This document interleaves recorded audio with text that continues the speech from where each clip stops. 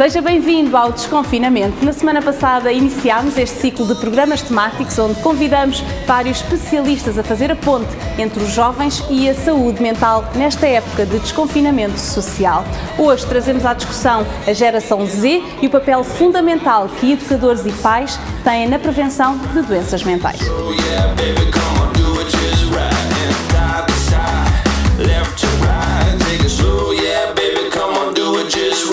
Os últimos meses foram, sem dúvida, meses de grande desafio e adaptação para todos nós. Hoje, viemos à rua falar com alguns dos jovens que participaram no projeto Academia Fazes Parte para perceber de que forma é que encararam este final de ano letivo. Como é que foi para vocês estarem em direto com o vosso professor através do computador? Foi difícil porque às vezes a net falhava. Muitas dificuldades técnicas. Sim, mas ao longo do tempo fomos habituando e foi sendo fácil e comunicámos com facilidade. Tem sido demasiados trabalhos e se a gente estivéssemos na escola não teríamos estes trabalhos todos. Mas tens feito os trabalhos? Tenho. E as aulas por Zoom, como é que estão a correr? Bem. Eu gostei muito mais do que estar na aula normal. Que maiores dificuldades é que vocês tiveram com este novo método? A aprendizagem, sem dúvida, foi mais complicado porque se nós tivéssemos dúvidas nas aulas presenciais podíamos logo esclarecê-la e tínhamos que esperar 2 dias até à próxima aula para esclarecer. O que é que acharam mais difícil? Não ter o professor lá para vos explicar, é? Sim, é porque às vezes tinha perguntas que não tinha alguém que me podia explicar, por isso eu tinha que voltar ao vídeo, à aula e depois ver tudo com mais atenção, perceber melhor. Não é fácil de organizar, nem é fácil estando em casa com a família e com irmãos mais novos, não é fácil. Mas conseguimos adaptar-nos e até foi divertido. Eu prefiro aulas presenciais, mas aulas online é diferente. Acho que estive mais concentrada. Em algumas matérias percebi melhor, outras nem tanto. Então sentes que estas aulas online acabaram por ser também uma coisa boa para vos obrigar a estudar um bocadinho mais, é isso? Sim.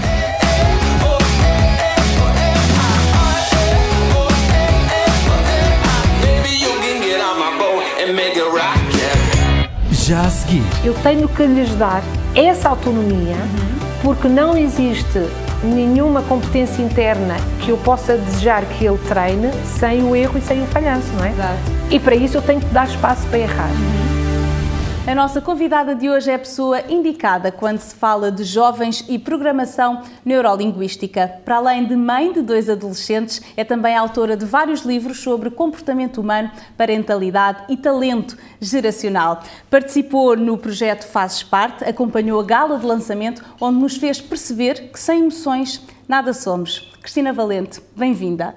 Obrigada. É muito bom contar aqui com a sua presença como especialista desta geração Z, como mãe também de 2 filhos que estão nesta geração ainda por cima. Que desafios é que esta pandemia colocou às famílias portuguesas e também aos jovens? Certo, muito obrigada, Alice, pelo convite. Então, esta pandemia, sendo um momento de adversidade histórica, obviamente traz sempre desafios, como qualquer momento de adversidade. E é muito importante nós percebermos o que é que queremos fazer com esses momentos de desafio. Se queremos aumentar a nossa consciência, aprender uma lição, ou se queremos ficar no registro da vitimização e de... Então, eu escolho a primeira opção. Houve um desafio que foi nós termos que viver com os mínimos, não é? Nós, literalmente, um dia para o outro, alguém nos disse, fica em casa, não saem para a escola, não saem para trabalhar, não saem para as compras, não saem para passear. Então, uma lição muito importante que eu penso que nós podemos depois levar para o futuro, para o presente e para o futuro, sobretudo até para os mais novos, é nós conseguimos viver com muito pouco. O que era importante neste momento de pandemia foi, ou neste momento de confinamento, era mantermos seguros, com saúde, com alimentos e a dar-nos bem todos, enquanto família, no mesmo espaço. E isso trouxe grandes desafios. Então, a primeira lição é nós conseguimos viver com menos do que imaginávamos antes da pandemia. Isso acho que é uma lição extremamente importante para os jovens deste século. E outro desafio é como é que eu uso as minhas competências emocionais, nomeadamente a resiliência, a autoestima, a paciência, quando estou a passar um momento de adversidade, eu e a minha família, num espaço psicogeográfico limitado, 24 horas por dia. Exatamente. E esses foram os grandes desafios. E como é que eu posso pegar nestes desafios e aproveitar o momento, que foi um trauma coletivo, foi um trauma transversal a toda a sociedade, como é que eu posso fazer durar as lições que estes desafios nos trouxe? Esse, creio que é o grande desafio da família, da escola e da sociedade em geral. Sem dúvida. Aliás, a Cristina falou aí da resiliência, que às vezes não é fácil para os jovens conseguirem ter essa característica, não porque não a tenham ou não a venham a ter, mas porque às vezes estamos ali com muitas coisas a acontecer no nosso corpo, até a nível hormonal, muitas coisas a acontecer na nossa vida, é muita coisa para absorver ao mesmo tempo. Como é que se consegue pedir a um jovem que nesta fase consiga ser ainda mais resiliente do que aquilo que já é normalmente? Excelente questão, Alice, até porque a resiliência é uma competência que nós trazemos desde o nascimento e que depois com a educação alguém nos vai dizendo de uma forma metafórica: não precisas ser tão resiliente, talvez não dê jeito agora. Então o bebê é altamente resiliente, porque uma das frases que define a resiliência é levantar-se 8 vezes e cair 7, não é? Que é o que o bebê faz quando de repente está a gatinhar e de repente começa, tem uma ideia, ok, agora vou começar a andar sobre só os 2 pés, não é? E a primeira vez cai e não desiste, não fica com a autoestima em baixo, não acha que é um falhado. Então a resiliência é algo que é um recurso interno importantíssimo que nós naturalmente, o ser humano, traz isso programado, não é?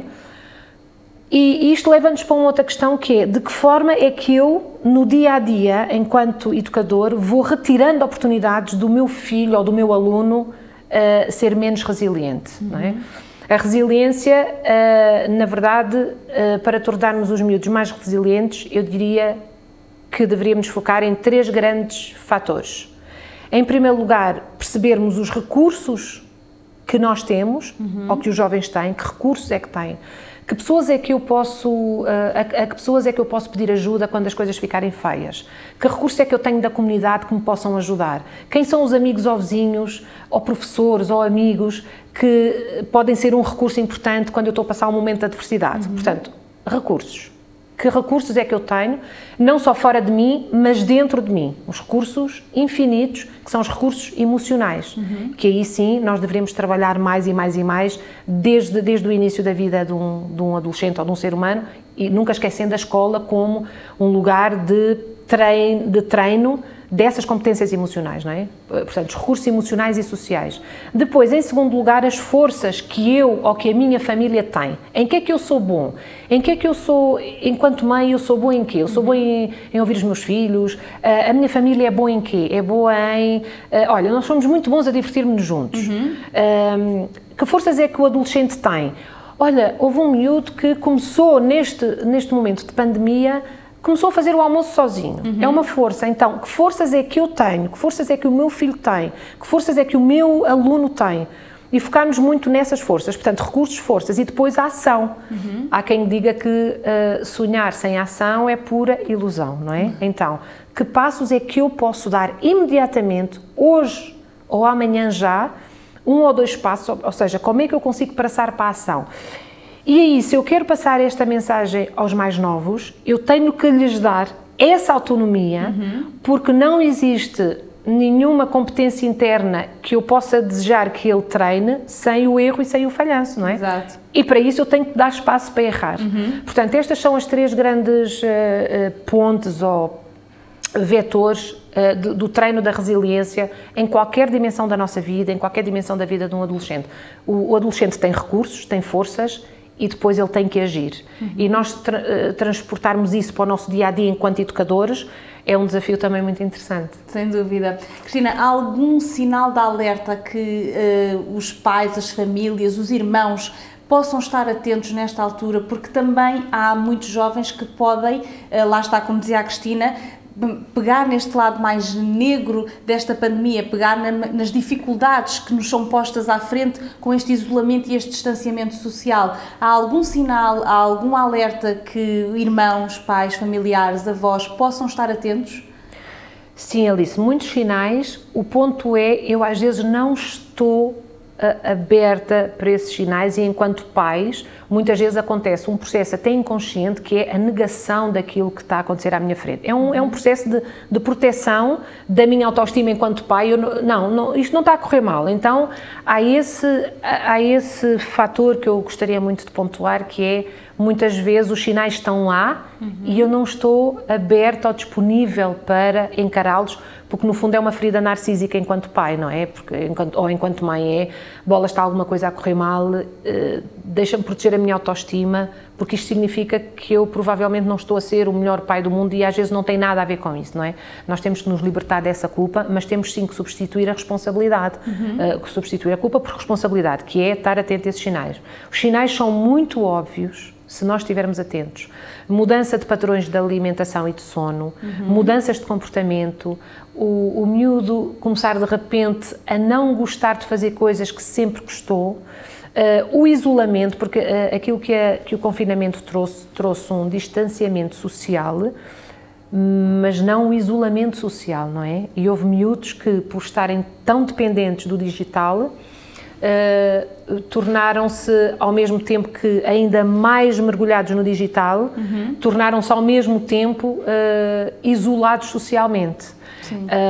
Ou com jogos online, ou seja, houve miúdos que usaram o digital e o distanciamento social e o confinamento para estar mais perto dos amigos, através do digital, mas houve muitos também que usaram esse tempo para isolarem-se ainda mais, mesmo que no mesmo ambiente digital, não é? Mas eu acho que os sinais são sempre muito óbvios, muito óbvios. Sem dúvida, Cristina. E que conselho é que daria aos jovens, que possivelmente alguns estão-nos a ver neste momento, que conselho é que pode dar para que usem este tempo de pandemia, se calhar a favor deles, de jovens que gostem, de pessoas que estejam próximas, de amigos, de famílias? Que conselhos é que pode dar para que de facto se consiga viver da melhor forma possível esta realidade que agora nos é imposta? Ai, Alice, isso dava mais um programa, ou mais um vídeo. Muitos conselhos, mas eu queria começar pelo seguinte. Estes jovens, até porque foi uma geração que eu estudei, que é a geração Z, ou seja, nascidos entre 95 e 2010, 2012, portanto terão entre 8, 9, 10 anos e 24 anos, portanto abarca aqui crianças, adolescentes e jovens, mas os jovens em geral desta geração, eles têm várias características muito distintas de todas as outras gerações que existem neste momento.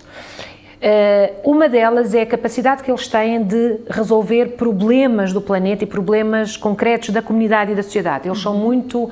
Claro que os adolescentes são, por definição, contestatários, mas estes adolescentes têm uma contestação que faz mais sentido, digamos assim, do que as outras. Então, aquilo que esta pandemia veio dizer, para quem esteve atento, foi, afinal, aquilo que estes miúdos reclamam é mesmo para levar a sério. Então, é um conselho para os jovens, que é um conselho também para os adultos. Os jovens não podem desistir das lutas que eles vêm naturalmente a defender. Uma delas são as alterações climáticas. Os miúdos são muito fervorosos a defender esta. E o que nós vimos na pandemia foi, metaforicamente, nós tivemos que colocar um ventilador, o ser humano teve que colocar um ventilador para poder respirar e não morrer, para que o planeta começasse a respirar de novo, não é? Ou seja, todos nós vimos que o planeta sofreu aqui, regrediu um bocadinho naquilo que era o avanço para o desastre planetário, não é? E isso é algo que estes adolescentes, desde muito novos, temos um caso muito mediático, que é o da Greta, não é? Mas há muitos casos no mundo a quem nós deveríamos colocar os holofotes, que vêm a dizer às sociedades, aos políticos, aos governos e aos pais e às escolas, prestem atenção que o nosso planeta está a precisar de um ventilador e esta pandemia vem-nos mostrar isso mesmo. Portanto, um conselho que eu daria aos jovens é: continuem nessa luta de uma forma ética, de uma forma inteligente, procurem o maior autoconhecimento sobre eles próprios, que aliás deriva também desse estudo, que é uma grande necessidade que esta malta nova tem, de se conhecer melhor, esses recursos internos que são os emocionais e que são aqueles que tornam as pessoas mais fortes e com capacidades de liderança. E aos pais e aos adultos, aos outros adultos também, não só os pais, a escola e os governantes, aprendam a escutar o que é que esta nova geração tem para dizer, porque eles têm uma mensagem que faz muito sentido, mas nós, enquanto adultos, temos alguma resistência a ouvir o que eles têm para dizer. Se as escolas, que eu penso que é um caminho que agora poderíamos fazer enquanto escola portuguesa, escola pública portuguesa, era pensar um bocadinho, aproveitando esta experiência da escola em casa, que enfim foi para resolver um problema imediato, mas se nós começarmos a escutar os adolescentes e percebermos como é que eles gostam de aprender, o que é uma comunicação impactante, o que é uma comunicação criativa para eles, que relação é que eles querem ter com o professor. Eles querem ter uma relação real com o professor e de igual para igual, não no sentido que eles mandem tanto como os professores, mas tirando esta questão do quem é que manda, que é algo muito redutor, eles querem uma figura de autoridade, eles querem alguém, e o líder aprende a escutar os seus liderados, não é? Exatamente. Então, acho que é muito importante nós começarmos a criar momentos no dia-a-dia das escolas, das famílias e da sociedade em geral, para nós ouvirmos realmente o que estes jovens têm para dizer. Acho que em termos de família nós deveríamos começar a implementar um registro mais democrático em casa, no sentido de respeitar aquilo que eles têm para dizer. Acho que na escola deveríamos virar-nos para os afetos, não é? Que é algo que o nosso Presidente da República trouxe para o dia-a-dia e para a sociedade como algo que todo o ser humano precisa e merece, que é, a escola precisa de ser uma escola mais afetuosa. E para a sociedade em geral, eu acho que nós deveríamos perseguir mais a excelência, e perseguir a excelência significa promover a excelência nesta idade justamente desta adolescência, que é quando, do ponto de vista da neurociência, estamos a formar o cérebro e uma matriz de personalidade para o futuro. Sem dúvida. Cristina, gostei muito de a ter aqui. Muito obrigada. Muito obrigada pelas suas palavras. A Cristina, que gosta tanto de emoções, devo dizer-lhe que foi com as melhores emoções que eu ouvi e que aprendi também consigo. Foi um bom momento. Obrigada, Alice. Obrigada. Até breve. De facto, esta pandemia tem sido tópico para muitos debates e discussões, mas há uma coisa que não podemos de todo descurar: a segurança. E agora que as férias estão à porta, mais do que nunca. As opções e os destinos são mais do que muitos e por isso deixo aqui mais uma sugestão semanal. Situado à porta da Serra da Arrábida, o YMCA Campo Alambre é o sítio ideal para quem gosta de um pouco de tranquilidade e sossego.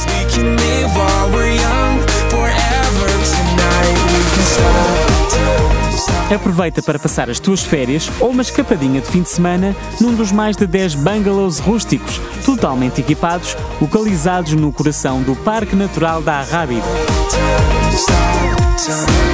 O ar puro e a envolvência com a natureza são um ótimo pretexto para a prática de desportos radicais, mas também para outras práticas meditativas, como o yoga, por exemplo. Seja individual ou em grupo, aproveita os muitos hectares do Parque Ambiental para encontrares o teu recanto especial.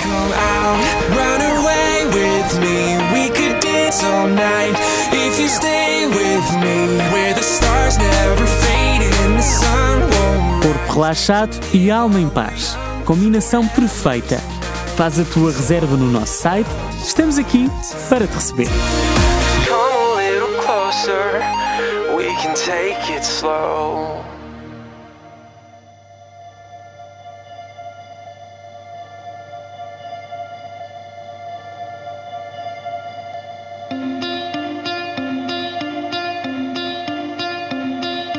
I can paint a new picture with a mind that's mostly full of memories of me and you, like ghosts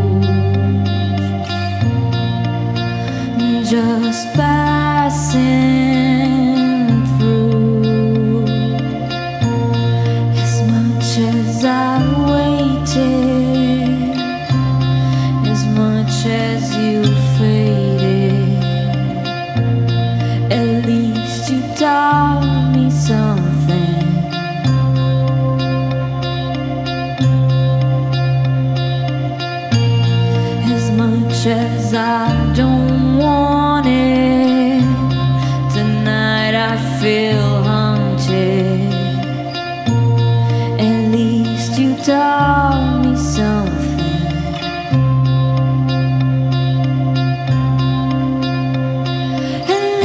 least you taught me something. You always seem to fade away as much as I waited. You always seem to be afraid. The day your life changes, forever feels like any other day. That's what they say.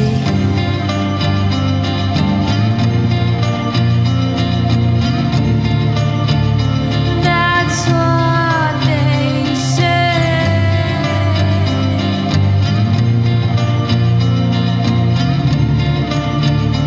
That's what they say. As much as I waited, as much as you faded, in the end you taught me something.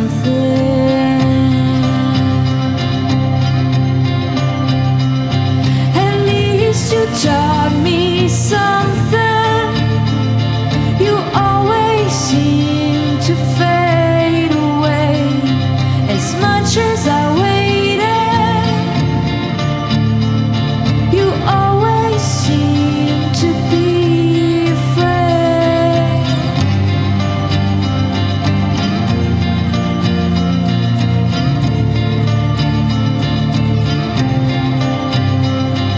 At least you taught me something.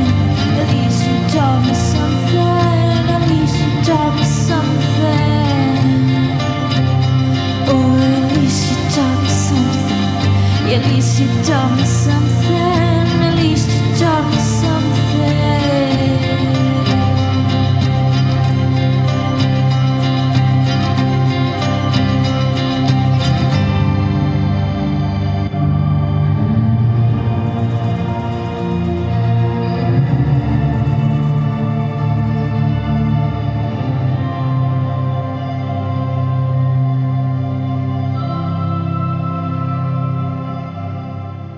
Os Claraboia terminam assim o programa desta semana. Não te esqueças de seguir as redes sociais da YMCA Setúbal para ficares por dentro de todas as iniciativas. Já sabes, o desconfinamento regressa na próxima semana e todos fazemos parte. Até lá!